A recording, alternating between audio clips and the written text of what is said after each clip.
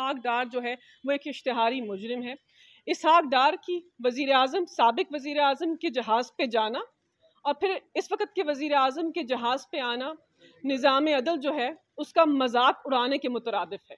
जो पाकिस्तान का आम आदमी है, जो आम पाकिस्तानी शहरी है, जो छोटा चोर है, वो निज़ाम अदल की तरफ देखकर मातम कर रहा है। सर्टिफाइड तरीके से एक हलफनामे में कह चुका है कि मैंने शरीफ खानदान के लिए करप्शन भी की।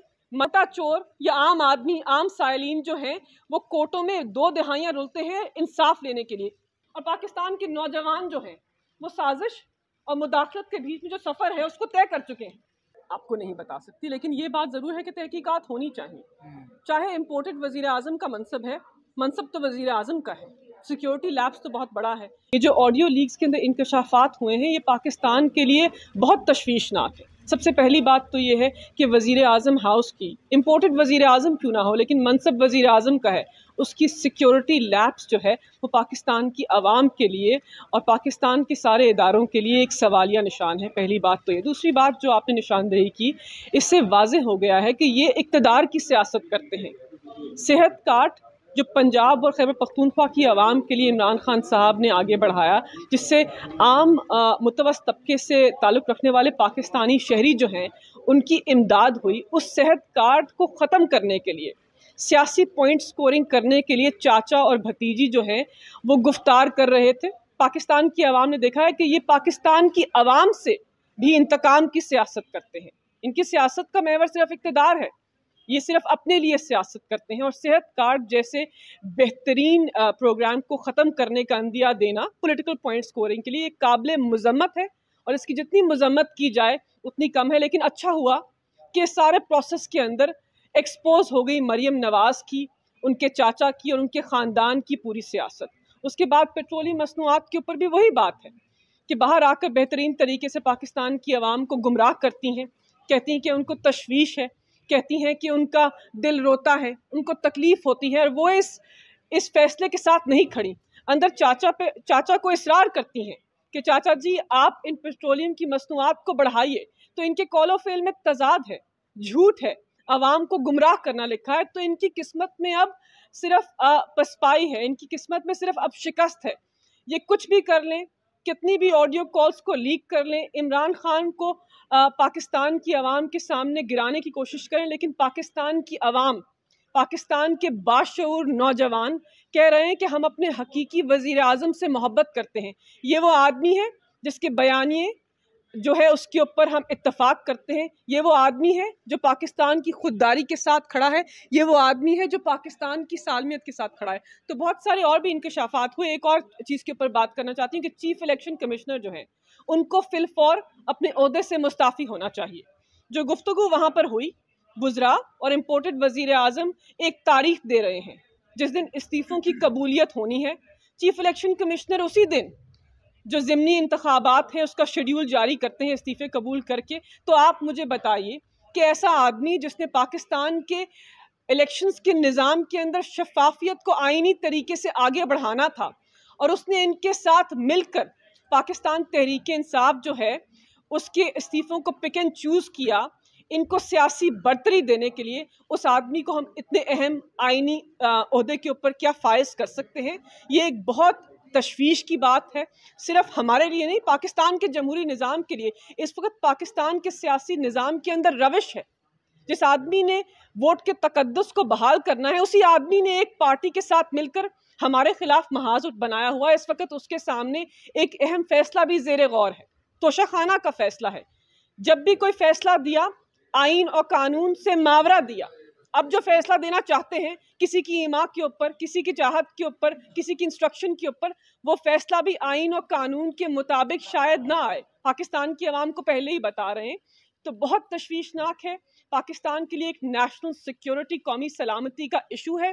पाकिस्तान की आवाम के सामने पूरे तरीके से निज़ाम और ये सब एक्सपोज हो गए हैं, और अब पाकिस्तान की आवाम जब भी इलेक्शन के अंदर जाएंगे तो अपने हकीकी वज़ीर आज़म को 2/3 अक्सरियत से इंशाल्लाह फाते करेंगे। अच्छा बताइए, इसहाक डार की वापसी पे थोड़ा सा कमेंट कर दें कि वो वज़ीर आज़म के जहाज़ में जाते हैं और वापस भी वज़ीर आज़म के जहाज़ में आते हैं।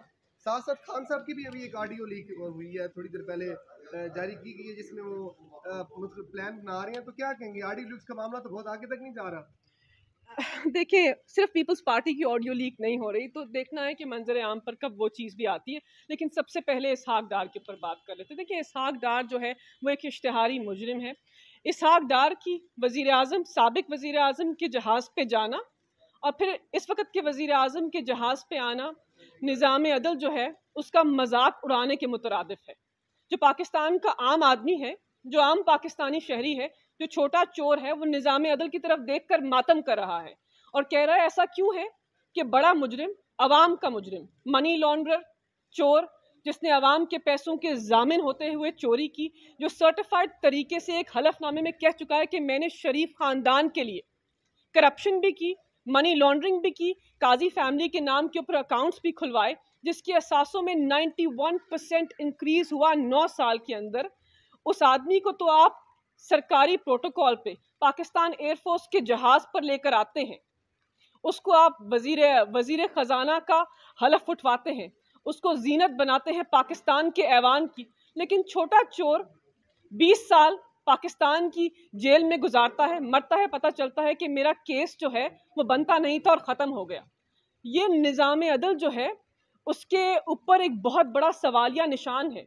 और इस निज़ाम अदल के जो जामिन हैं, जो आला अदालत के मोहतरम जजेस हैं, खसूसन पाकिस्तान के जो चीफ जस्टिस हैं, उनसे इस्तदा है कि इसका नोटिस लें। पाकिस्तान की आवाम इस निज़ाम अदल के अंदर उनका जो कॉन्फिडेंस है वो ख़त्म होता जा रहा है। वो देख रहे हैं कि बड़ा चोर चोरी कर कर चोरी से बचता है और छोटा चोर या आम आदमी, आम साइलिन जो हैं वो कोर्टों में 2 दहाइयाँ रुलते हैं इंसाफ लेने के लिए। एक केस जो मेरे सामने आया पिछले साल, 22 साल, एक औरत के मरने के 22 साल बाद आला अदालत ने फैसला किया कि उसके विरासती हकूक उसको मिलने चाहिए। पूरा अदालत का निज़ाम उस केस से एक्सपोज हो गया। एक तरफ वो केस है, एक तरफ इश्तिहारी मुजरिम का केस है। हम अपने बच्चों को क्या सिखा रहे हैं, हम पाकिस्तान के जमहूरी निज़ाम को क्या सिखा रहे हैं कि जितनी चोरी करोगे, जितनी करप्शन करोगे, जितनी मनी लॉन्ड्रिंग करोगे, उतने ही बेहतरीन ओहदे पर फायज हो गए। ये जमहूरी निज़ाम की नफ़ी है इसहाक डार का वापस आना, ये अदालती निज़ाम की नफ़ी है, ये हमारे निज़ाम अदल के ऊपर एक तमाचा है और हमें मजमूई तौर पर इस निज़ाम अदल के ऊपर मातम करना चाहिए जो इसहाक डार को इस किस्म की रियायत देता है जो आम पाकिस्तानी शहरी को नहीं मिलता। बहुत शुक्रिया। आप लोगों ने करना था ना निज़ाम इंसाफ, आप तहरीक इंसाफ आपने नाम भी रखा हुआ है जी, 3-3.5 साल रहे आप लोग, तो आप ठीक नहीं कर सके। देखिए, निज़ाम अदल के ऊपर किसी ने बहुत सारी हैं, आप मुझे इंटरव्यू का टाइम दें, मैं आपको तवील डिटेल से एक्सप्लेन कर सकती हूँ कि जब वज़ारत कानून व इंसाफ ने किस किस्म का रिफॉर्म किया था इस निज़ाम अदल में बेहतरी लाने के लिए। सक्सेशन का लॉ था, सिविल प्रोसीजर कोड की दीवानी मुकदमात की अमेंडमेंट थी, जो केस 2-2 दहाइयाँ चलते थे उसको 2 साल में मुकम्मल करने की कोशिश हमने की। खैबर पख्तूनख्वा पंजाब में वो कानून इस वक्त राइज है।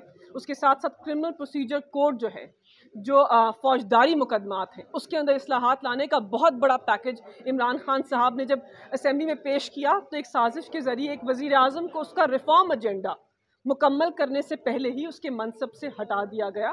ख़वातीन के विरासती हकूक़ के लिए हमने कानून साजी की, मैंने खुद एंटी रेप बिल को पास करवाया। बहुत तवील लंबी लिस्ट है कानून साजी की जो हमने की और पाकिस्तान की अवामुन नास के लिए कानून साजी की। इस वक्त जो ऐवान है वो सिर्फ NRO 2 देने की जीनत बना हुआ है। जो ऐवान अवाम के टैक्स पेयर के पैसों से चलता है, उस ऐवान को सिर्फ ये मकसूद है कि इनके इनफरादी जो इश्यूज़ हैं, जो इनकी ज़ातियात हैं, उनको कैसे आगे बढ़ाना है। बड़े बड़े जो करप्शन और मनी लॉन्ड्रिंग करने वाले सियासतदान थे, अवामी नुमाइंदे थे, उनको एहतसाब के अमल से मुकम्मल तौर पे फारिग करने के लिए उस मुकद्दस ऐवान को इस्तेमाल किया है जिसमें अवामुन नास की कानून साजी होनी थी। तो ये काबिल अफसोस भी है और काबिल मुजम्मत भी है। जो खान साहब की ऑडियो लीक हुई है उससे तो साजिश का बयानिया आपका कमजोर नहीं हुआ? नहीं, बिल्कुल भी नहीं। देखिए, लीक करने वालों ने लीक की है, लेकिन बात यह है कि उसमें क्या बात हो रही है। इसमें मौक़िफ़ तो फवाद चौधरी बेहतरीन तरीके से देंगे, मैं पार्टी की लीड स्पोक्स पर्सन नहीं हूँ, लेकिन चीज़ तो आया है कि साजिश हुई है। दर हकीकत तो ये है कि साजिश तो हुई है, एक साइफर तो आया है, सफ़ीर ने कहा है कि डी मार्च तो होना है। मतलब इसमें मुअम्मा क्या है? मुअम्मा तो नहीं है ना, एक चीज़ मंजर आम पर आई है, हम इसको खेलेंगे।